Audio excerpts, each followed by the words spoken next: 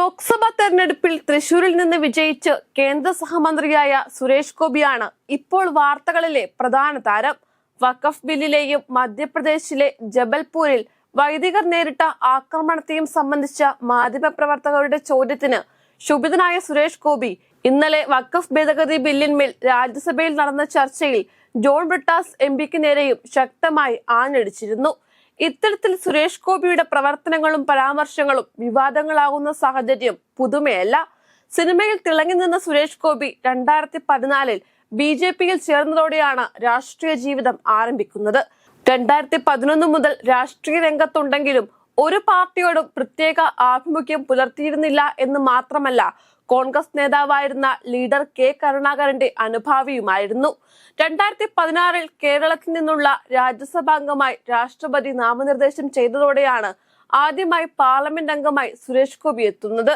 2019 ലോക്സഭാ തെരഞ്ഞെടുപ്പിലും 2021 നിയമസഭാ തെരഞ്ഞെടുപ്പിലും BJP ടിക്കറ്റിൽ തൃശൂരിൽ നിന്ന് മത്സരിച്ചെങ്കിലും പരാജയപ്പെട്ടു.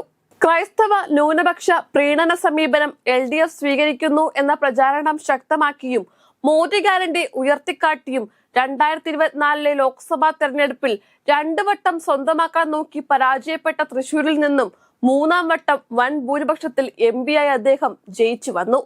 BJPക്ക് കേരളത്തിൽ വളരാൻ നിലമൊരുക്കി നൽകിയ സുരേഷ് ഗോപിക്ക് പാരിതോഷികമായി കേന്ദ്ര സഹമന്ത്രി സ്ഥാനം നൽകിയാണ് മോദിയും കൂട്ടരും സ്നേഹം പ്രകടിപ്പിച്ചത്.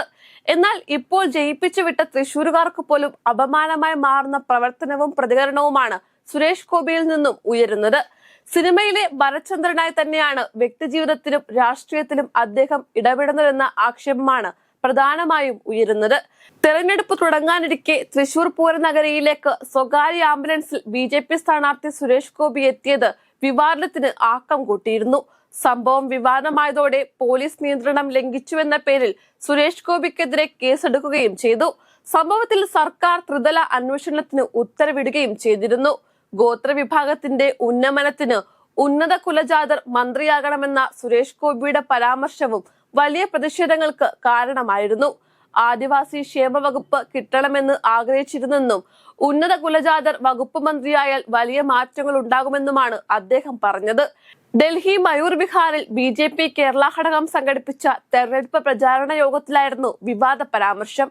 കേന്ദ്രമന്ത്രിയായി സ്ഥാനമേറ്റതിന് പിന്നാലെ പൊതുപരിപാടികളിൽ സംസാരിക്കുമ്പോൾ സുരേഷ് ഗോപി നടത്തുന്ന പരാമർശങ്ങൾ പലപ്പോഴും പുലിവാല് പിടിക്കാറുണ്ട്.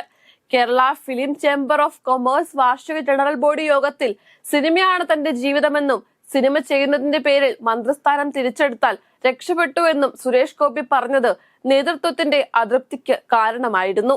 സംസാരത്തിനിടെ കേന്ദ്ര ആഭ്യന്തരമന്ത്രി അമിത്ഷായുടെ പേര് പരാമർശിച്ചതിലും നേതൃത്വത്തിന് അതൃപ്തി ഉണ്ടായിരുന്നു. മാധ്യമപ്രവർത്തകയ്ക്ക് നേരെ അപമര്യാദയായി പെരുമാറിയ സംഭവത്തിലും സുരേഷ് ഗോപി വിമർശനങ്ങൾ ഏറ്റുവാങ്ങിയിരുന്നു. ലോക്സഭാ തെരഞ്ഞെടുപ്പിൽ മത്സരിക്കുന്നതുമായി ബന്ധപ്പെട്ട് ചോദ്യങ്ങൾ ചോദിച്ച മാധ്യമപ്രവർത്തകയുടെ തോളിൽ അനുവാദമില്ലാതെ സുരേഷ് ഗോപി കൈവെക്കുകയായിരുന്നു. മാധ്യമപ്രവർത്തക ഒഴിഞ്ഞു മാറിയെങ്കിലും സുരേഷ് ഗോപി വീണ്ടും കൈവച്ചു. ഈ ഘട്ടത്തിൽ മാധ്യമപ്രവർത്തക സുരേഷ് ഗോപിയുടെ കൈതട്ടി മാറ്റി തന്റെ നീരസം അറിയിച്ചിരുന്നു. ഇതിന് പിന്നാലെ മാധ്യമപ്രവർത്തക കോഴിക്കോട് നടക്കാവ് പോലീസ് സ്റ്റേഷനിൽ പരാതി നൽകുകയായിരുന്നു. ഏറ്റവും ഒടുവിൽ സെക്രട്ടേറിയറ്റിന് മുന്നിൽ രാപ്പകൽ സമരം നടത്തുന്ന ആശാ വർക്കർമാർക്ക് പിന്തുണയുമായി എത്തിയ സുരേഷ് ഗോപി പിന്നീട് സർക്കാരിനെ പിന്തുണയ്ക്കുന്നതാണ് കേരളം കണ്ടത്. സമരത്തിൽ ഇടപെട്ടതിനും സുരേഷ് ഗോപിക്കെതിരെ ജോൺ ബ്രിട്ടാസ് MP വിമർശനം ഉന്നയിച്ചിരുന്നു. പാർലമെന്റ് സമ്മേളനം നടക്കുമ്പോഴാണ് ഒരു കേന്ദ്രമന്ത്രി തിരുവനന്തപുരത്ത് ഇങ്ങനെ തമ്പടിച്ചു കിടക്കുന്നതെന്നും സുരേഷ് ഗോപിക്ക് ഡൽഹിയിൽ ഒരു പണിയുമില്ലെന്നുമാണ് ജോൺ ബ്രിട്ടാസ് കഴിഞ്ഞ ദിവസം പ്രതികരിച്ചത്.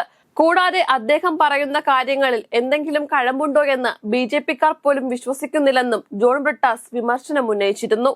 ഇത്തരത്തിൽ തുടർച്ചയായി വിവാദങ്ങൾ പെടുന്ന സുരേഷ് ഗോപിയെ അടുത്ത തെരഞ്ഞെടുപ്പിൽ തൃശൂരിലെ ജനങ്ങൾ കൈവിടുമെന്നാണ് രാഷ്ട്രീയ നിരീക്ഷകർ പറയുന്നത്.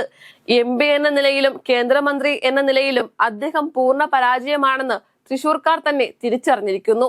ഇത് സുരേഷ് ഗോപിയുടെ രാഷ്ട്രീയ ജീവിതത്തിന് അന്ത്യം കുറിക്കുന്നതിലേക്ക് നയിക്കുമോ എന്ന് കാത്തിരുന്നു കാണാം.